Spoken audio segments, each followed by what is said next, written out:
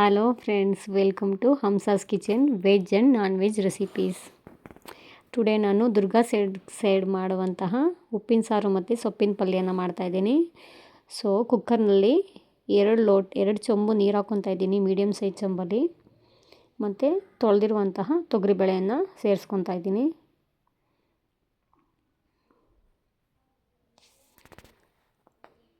ಮತ್ತು 2 medium size tomato ಹಣ್ಣ ಹಾಕ್ಕೊತಾ ಇದ್ದೀನಿ.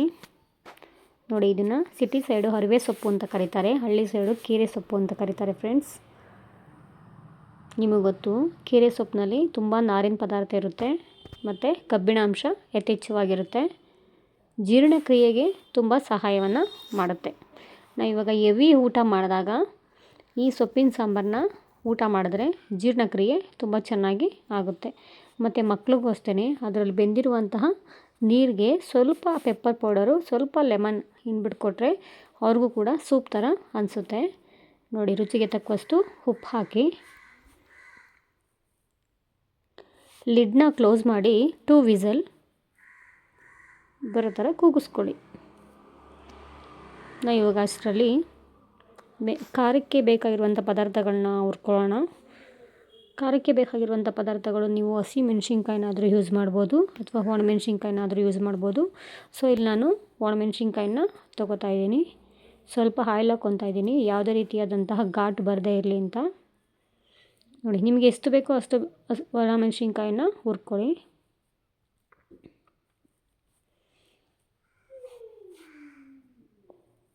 ನೋಡಿ, ಈ ಮೆಣಸಿನ್ಕಾಯಿ ಮೇಲೆ ಸ್ವಲ್ಪ ಬಬಲ್ಸ್ ಬರಬೇಕು, ಆ ಥರ ಫ್ರೈ ಮಾಡ್ಕೊಳ್ಳಿ. ಹಾಗಾಗಿದ್ರೆ ತುಂಬ ರುಚಿಯಾಗುತ್ತೆ ಸಾಂಬಾರು.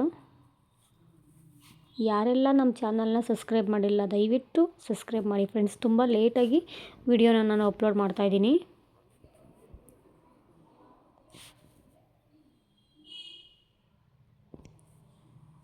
ಕೀರೆ ಸೊಪ್ಪು ಸಾಂಬಾರು ತುಂಬ ಚೆನ್ನಾಗಿರುತ್ತೆ. ಚಳಿಗಾಲದಲ್ಲಂತೂ ತುಂಬ ಟೇಸ್ಟ್ಫುಲ್ಲಾಗಿರುತ್ತೆ.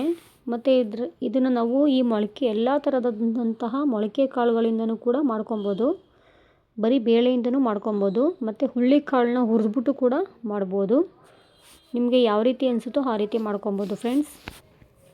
ಯಾರೆಲ್ಲ ನಮ್ಮ ಚಾನಲ್ ಸಬ್ಸ್ಕ್ರೈಬ್ ಆಗಿಲ್ಲ, ದಯವಿಟ್ಟು ಸಬ್ಸ್ಕ್ರೈಬ್ ಆಗಿ. ನಾವಿಲ್ಲಿ ಪಲ್ಯಕ್ಕೆ, ಸೊಪ್ಪಿನ ಪಲ್ಯ ಮಾಡೋದಕ್ಕೆ ಆನಿಯನ್ನು ಕಟ್ ಮಾಡ್ಕೊತಾ ಇದ್ದೀನಿ.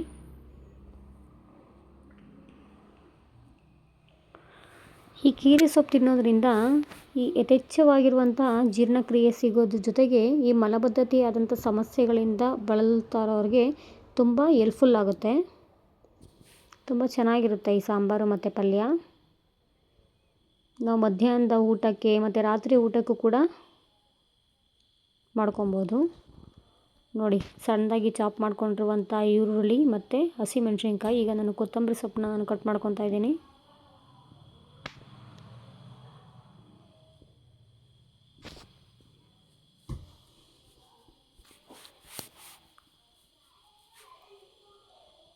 ನೋಡಿ, ಎಲ್ಲ ಪದಾರ್ಥಗಳನ್ನ ನಾನು ಶುಚಿಯಾಗಿ ಕಟ್ ಮಾಡ್ಕೊಂಡಿದ್ದೀನಿ ಮತ್ತು ತೊಳೆದಿರುವಂಥ ಕರಿಬೇವನ್ನು ನಾನು ತೊಗೊಂಡಿದ್ದೀನಿ. ಇಷ್ಟು ಪದಾರ್ಥಗಳು ಬೇಕು. ಈಗ ನಾನು 2 ವಿಸಲ್ ಆಗಿದೆ. ನಾನೀಗ ಓಪನ್ ಮಾಡಿ ತೋರಿಸ್ತೀನಿ. ನೋಡಿ, ಸೊಪ್ಪು ಮತ್ತು ಕಾಳು ಯಾವ ರೀತಿ ಬಾಯ್ಲ್ ಆಗಿದೆ ಅಂತ ನೀವೇ ನೋಡಿ. ತುಂಬ ಚೆನ್ನಾಗಿ ಬೆಂದಿದೆ. ನಾವೀಗ ಅದನ್ನು ಸಪ್ರೇಟ್ ಮಾಡ್ಕೋಬೇಕಾಗತ್ತೆ.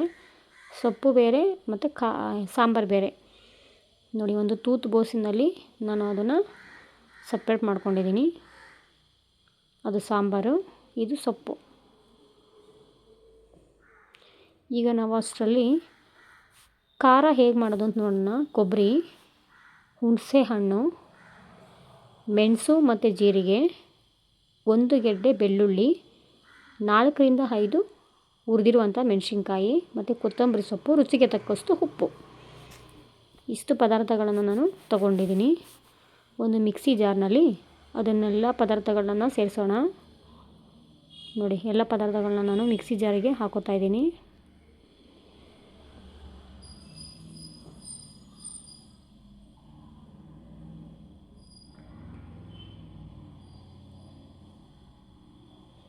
ತುಂಬ ತರಿತರಿಯಾಗೂ ಬೇಡ, ತುಂಬ ನೈಸಾಗೂ ಕೂಡ ಬೇಡ ಖಾರ.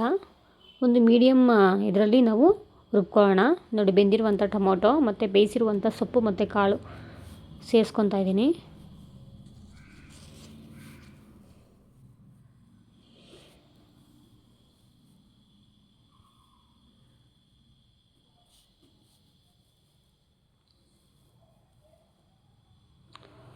ನೋಡಿ, ನೈಸಾಗೂ ಇಲ್ಲ, ಈ ಕಡೆ ನುಣ್ಣಗೂ ಇಲ್ಲ, ಒಂದು ಮೀಡಿಯಮ್ ಇದರಲ್ಲಿ ನಾನು ರುಬ್ಕೊಂಡಿದ್ದೀನಿ. ಪ್ರಿಯ ವೀಕ್ಷಕರೇ, ನಮ್ಮ ಚಾನಲನ್ನು ಸಬ್ಸ್ಕ್ರೈಬ್ ಮಾಡೋದನ್ನು ಮರೆಯಬೇಡಿ. ದಯವಿಟ್ಟು ಸಬ್ಸ್ಕ್ರೈಬ್ ಮಾಡಿ. ನೋಡಿ, ಖಾರನ ಒಂದು ಪಾತ್ರೆಯಲ್ಲಿ ಹಾಕ್ಕೊತಾ ಇದ್ದೀನಿ. ಸ್ವಲ್ಪ ನೀರು ಸೇರಿಸಿ ಕೂಡ ಹಾಕ್ಕೊತಾ ಇದ್ದೀನಿ. ಸ್ಟವ್ನ ಹಚ್ಕೊಂಡು ಇವಾಗ ಅದನ್ನು ಒಲೆ ಮೇಲೆ ಇಡ್ತಾ ಇದ್ದೀನಿ. ನೋಡಿ, ಅದನ್ನು ಗಂಟಿಲ್ದಂಗೆ ನಾವು ತಿರುಗಿಸ್ಕೊಳ್ಬೇಕಾಗತ್ತೆ.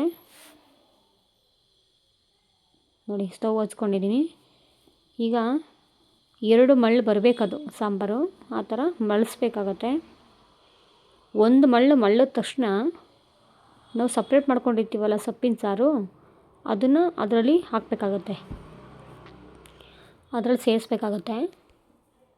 ಯಥೇಚ್ಛವಾಗಿ ನಾವು ಈ ಸಾಂಬಾರನ್ನ ನಾವು ಯಾವ ಸೈಡ್ನಲ್ಲಿ ನೋಡ್ಬೋದು ಅಂತ ಅಂದರೆ, ದುರ್ಗದ ಸೈಡು, ಈ ಗಿರ್ಸಿಮೆ ಸೈಡು, ದುರ್ಗ, ಹಳೆ ಊರು, ಲಕ್ಷ್ಮೀಪುರ, ವನಮಾಸನಹಳ್ಳಿ, ಕೊಪ್ಪ, ಕೌಡ್ಲೆ, ಅಮೃತೂರು ಈ ಸೈಡ್ನಲ್ಲಿ ಈ ಸಾಂಬಾರನ್ನ ಯಥೇಚ್ಛವಾಗಿ ಮಾಡ್ತಾರೆ.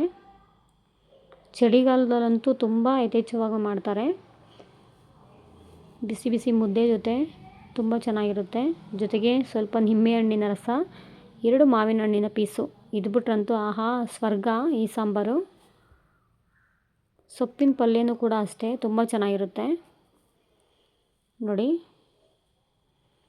ಸಾಂಬಾರು 2 ಮಳ್ಳಿದಾಯಿತು. ಈಗ ನಾವು ಸಾಂಬಾರನ್ನ ಸೈಡ್ಗೆ ಇಡೋಣ. ಒಂದು ಪ್ಯಾನ್ ತೊಗೊಳ್ಳೋಣ ಪಲ್ಯ ಮಾಡೋದಕ್ಕೆ. 4 ಟೇಬಲ್ ಸ್ಪೂನು ಆಯಿಲ್ ಹಾಕ್ತಾಯಿದ್ದೀನಿ.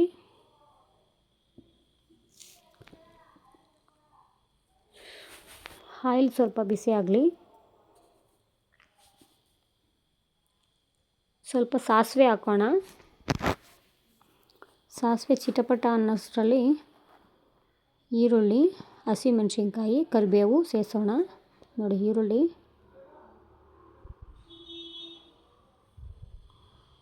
ಹಸಿಮೆಣಸಿನ್ಕಾಯಿ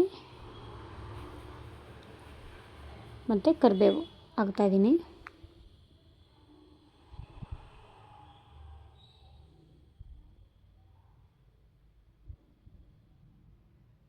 ನೋಡಿ ಫ್ರೆಂಡ್ಸ್, ಹಿಂದೆ ಹಿರಿಯರು ಹೇಳ್ತಾಯಿದ್ರು, ಏನಂತ ಹೇಳ್ತಿದ್ರು ಗೊತ್ತಾ? ಹೀರೆ ಎಲೆಯಲ್ಲಿ ಮೀನಿನ ತಲೆಯಲ್ಲಿ ಇರುವಂತಹ ಪೋಷಕಾಂಶಗಳು ಬೇರೆ ಯಾವ ಪದಾರ್ಥಗಳಲ್ಲೂ ಕೂಡ ಇಲ್ಲ. ಅದಕ್ಕೆ ಹೇಳೋದು, ವೀಕ್ಲಿ 2 ಟೈಮ್ಸ್ ಆದರೂ ನಾವು ಕೀರೆ ಸೊಪ್ಪಿನ ಸಾಂಬಾರನ್ನ ತಿನ್ನಬೇಕು. ಜೀರ್ಣಕ್ರಿಯೆಗೆ ತುಂಬ ಒಳ್ಳೆಯದು ಮತ್ತು ಕಬ್ಬಿಣ ಅಂಶಗಳು ತುಂಬ ಒಳ್ಳೆಯದು ಸಿಗುತ್ತೆ ನಮಗೆ.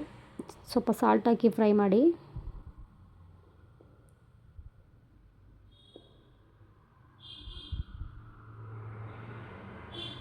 ಸ್ವಲ್ಪ ಚಿನ್ನದ ಬಣ್ಣ ಬರೋವರೆಗೂ ಈರುಳ್ಳಿನ ಫ್ರೈ ಮಾಡ್ಕೊಳ್ಳೋಣ.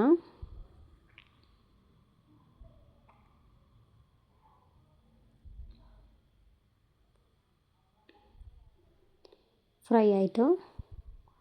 ಈಗ ನಾವು ಸಪ್ರೇಟ್ ಮಾಡ್ಕೊಂಡಿದ್ವಲ್ಲ ಸೊಪ್ಪು ಕಾಳು, ಅದನ್ನು ಸೇರಿಸೋಣ. ನೋಡಿ, ಅದನ್ನು ಸೇರಿಸ್ತಾ ಇದ್ದೀನಿ. ಇವಾಗ ಫ್ರೈ ಮಾಡೋಣ. ಮೀಡಿಯಮ್ ಫ್ಲೇಮಲ್ಲೇ ಫ್ರೈ ಮಾಡಿ, ತುಂಬ ಉರಿನ ಕೊಡಬೇಡಿ. ತುಂಬ ಉರಿನ ಕೊಟ್ಟರೆ ಪಲ್ಯ ಎಲ್ಲ ಸೀದೋಗ್ಬಿಡುತ್ತೆ. ಸೊ ಮೀಡಿಯಮ್ ಫ್ಲೇಮಲ್ಲೇ ನಾವು ಪಲ್ಯನ ಮಾಡ್ಕೊಬೇಕಾಗುತ್ತೆ. ಈರುಳ್ಳಿನ ತುಂಬ ಇಷ್ಟಪಡೋರು ಧಾರಾಳವಾಗಿ ಹಾಕೊಬೋದು. ನಾನು ಮೀಡಿಯಮ್ ಸೈಜ್ 2 ಈರುಳ್ಳಿ ತೊಗೊಂಡಿದ್ದೀನಿ. ನೋಡಿ, ಫ್ರೆಶ್ ಆಗಿರುವಂಥ ತೆಂಗಿನಕಾಯಿ ತುರಿನ ಸೇರಿಸ್ತಾ ಇದ್ದೀನಿ.